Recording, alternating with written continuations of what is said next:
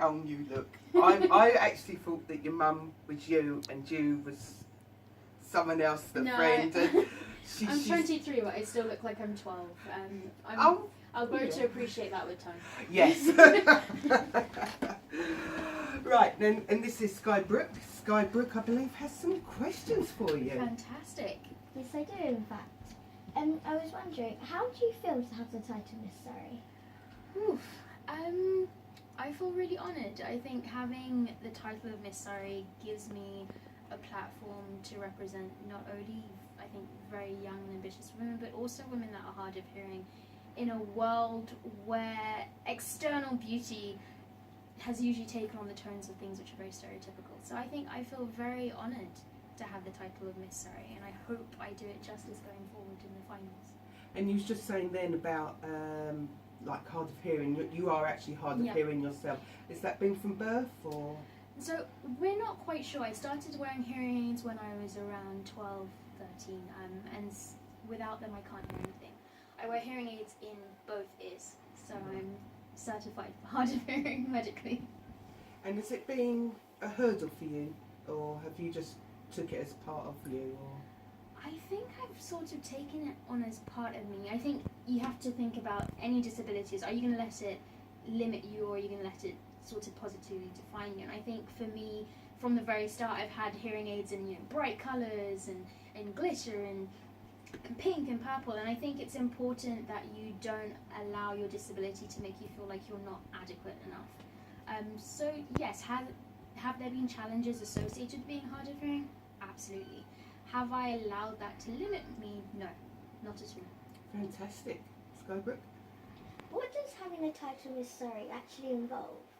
Okay, so even myself, I didn't know this for a very long time until I was in the pageant. So of course you typically expect, okay, you have to go and be in pretty dresses, and I think that is part of it, and that's fantastic. But it has so much more to that, and that is involved in your charity work. So you're expected to be involved in local charities, one of which is called Global Make Some Noise, which deals with children with disabilities, lack of opportunity and illnesses. And then also, to some degree, on how you carry yourself. So that's empowering other women within your community, whether that's women your own age or young girls such as yourself. So how do you feel about yourself, not just externally, but what is your purpose within your community? And leading up to the finals, which is on September 14th, really is a focus on, I guess, the entire package of what a young woman in this society is meant to represent. Brilliant. Can I just say, I won Miss Butlins once. I did, and I won a free holiday, and I had to go back for the finals. But I won't tell anyone that I was the only one who actually entered. No, it's that's our a secret. Thank you. I was reading up about you, and I understand that women should be respected in business, as you believe. But could you please tell me more about it? Yes, absolutely. I think that as women, even now, in 2018, we're made to feel that, if you want to be a respected businesswoman, you can't put too much importance on how you look externally. And I think it's important that we as women are made aware that you can be elegant and feminine and beautiful, and at the same time you can also be, this kick-butt businesswoman, and you don't have to sacrifice on one or the other. So I think it's really important that in business, women are respected as businesswomen, but not made to feel like they have to be manly in order to do that. Interesting. I'd love to visit your vintage shop one day. Is it still open? No, it's not. So I opened my first vintage store when I was 20, and I think with any business venture you have to sort of take it as a learning lesson, regardless of whether it's successful or not. So my vintage store was open for a year. It was a fantastic experience. Is it still open? No. But to take away from that, it was a phenomenal chance for me to understand how a business works, especially in a country where I didn't speak the native language very well at the time, and also on how to be an effective leader within your own companies. So it's not open now, but it has laid the foundation for me to now open 2 other companies, which I believe will be significantly more successful and long-lasting than the vintage company. So yeah. Would you like to share what they are, or is it top secret? Oh no, it's not top secret at all. So my first company is La Vida Zamora, which essentially focuses on microblading, which is a form of semi-permanent tattooing. And the second one is called Idiomas 101, and that is for languages. So it's teaching English to businesses, professionals, and also children, and that's in Spain. Now, I'm currently establishing Idiomas 101, so it's still a project in the works. But I really think if I hadn't had the vintage store, I wouldn't even know where to start with these companies. So I think it's very important that you see any business you're having as always a learning experience of how you can not only improve your own companies, but also how you can improve your personal progression. So how did you get two very, very different companies? Well, three if you're very different. I know, why are you doing vintage and then tattooing and then you're a lawyer and then, I think lots of people do ask that. They're like, but it's not really one thing. And I think that's a lot to speak about my personality. I think as a young woman, you should pursue all your passions. And for me, that has been quite a diverse spectrum. I've never only enjoyed beauty or only enjoyed the educational side of things. I would always kind of like to dabble in a bit of all of the above. And I think for me, it's important then to pursue companies in all of those aspects. You have to enjoy what you're doing. And for me, enjoying what I do is pursuing companies in every facet of my interests. And if it works, fantastic. If it doesn't, fantastic, I still learn from it. Wow.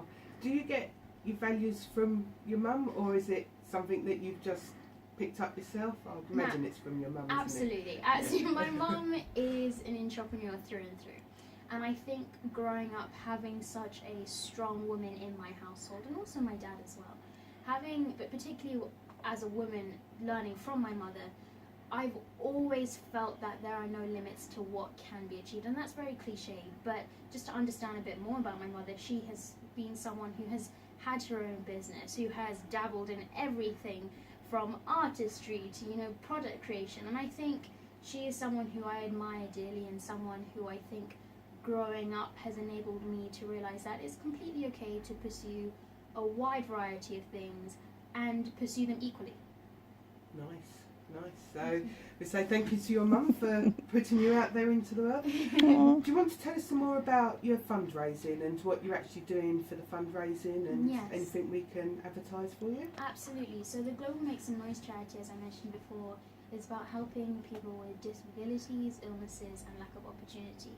Now, I have my GoFundMe page, which I can send to you, which I would love for people to donate. Really, the work that they do is phenomenal in helping children with lack of opportunities. And also, I will be running alongside that my own personal campaign, where I will be offering a raffle to enter into the opportunity to get free microblading, which is a treatment that typically costs between £250 to £350. And this raffle, the money will all be donated to Global Make Some Noise as well. Nice. My friend up in Bristol, she does microblading. As you can see, mine are tattooed, but don't tell anyone that either. Another secret. Maybe not best to have secrets on the radio, don't you? Oh, yeah. Edit house. Actually, I think you might be interested in this. We've got a local autistic school, Sunningdale School, and one of the boys there, on next week, he's doing a sponsored bike ride from Sunningdale School to Dorking Box Hill, to raise some money for CRY, which is cardiac risk in the young.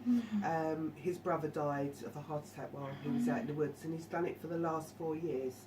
So he's doing that. So I wish him good luck. Good luck on that. That's a fantastic cause to be raising money, and I wish you the best of luck going forward with that. Yeah, it's brilliant to say he's a young autistic child, and what they do is amazing sometimes. See, and once again, that proves that as someone with a disability, you can be a trailblazer within your own community, and he's a perfect example of that. So well done. Yeah, brilliant. Well done. Do you have any more questions, Sky? Sky-Brooke, sorry. Yes, one more. What exactly drew you into law? Okay.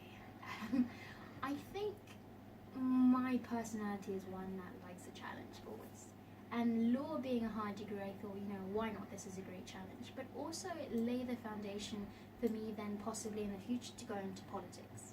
And I think that's still kind of the direction I'm going, just in a very horizontal way. Can I give you a list of things that you need to change now, please? You can start working on them. Okay, well, it may take a few years, but just hit me with it. Oh, I will. Trust me.